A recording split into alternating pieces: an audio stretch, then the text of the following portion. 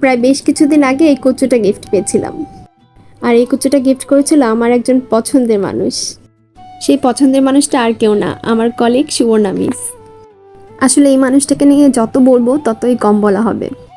তার সাথে হয়তো আমার সব কথাই মিলে না, কিছু কিছু সময় তো আমরা খুনসুটিও করি, আবার যে জিনিসগুলো মিলে না সেগুলো নিয়ে মজা করি, কিন্তু তারপরও দিন শেষে তার সাথে কথা বলে আমি শান্তি পাই।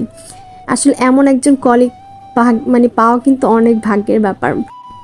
সে আমার কাছে একজন আমার বড় বোন, মেন্টরস।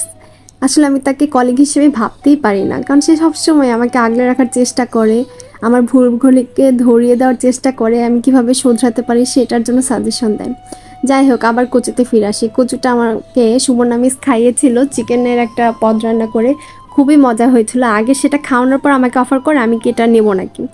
তো আমি আর কিভাবে তাকে ইগনোর করি, যেহেতু সে আমাকে রান্না করে খাইয়েছে। তো আমি বাসায় এসে আম্মুকে বললাম, আম্মু এটা প্লিজ চিকেন দিয়ে রান্না করো, মিস কিন্তু অনেক মজা করে রান্না করে আমাকে খাইয়েছে। তো আম্মু বললো যে আমি তো কখনো কচু দিয়ে রান্না করিনি, দেখি আজকে কেমন হয়।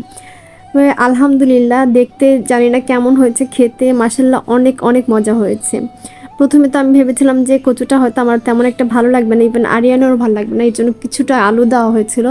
কিন্তু সত্যি কথা বলতে কচুর পরে আলুটা খেতে ইচ্ছা করছিল না, মানে কচুর এত মজা ছিল।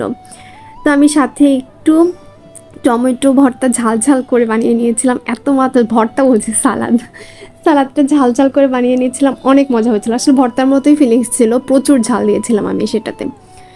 তো আপনারা কি কখনো কচু দিয়ে এভাবে চিকেন রান্না করেছেন নাকি, কমেন্টস করে জানাবেন। আর আজকের লাঞ্চটা কিন্তু আমার খুবই ভালো লেগেছে। আপনারা আজকে কে কী দিয়ে লাঞ্চ করেছেন কমেন্টস করতে কিন্তু একদম ভুলবেন না। ভালো থাকবেন সবাই, পরবর্তী ব্লগ দেখার আমন্ত্রণ রইল। আজকের মতো এইটুকুই, আল্লাহ হাফেজ। আর থ্যাংক ইউ সুবর্ণা মিস এরকম একটা গিফট দেওয়ার জন্য।